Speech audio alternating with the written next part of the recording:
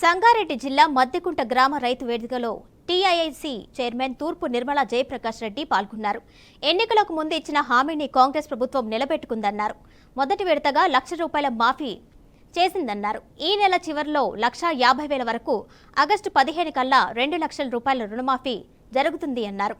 ఇచ్చిన మాటను నిలబెట్టుకునే ప్రభుత్వం కాంగ్రెస్ ప్రభుత్వమని నిర్మలా జయప్రకాష్ రెడ్డి తెలిపారు.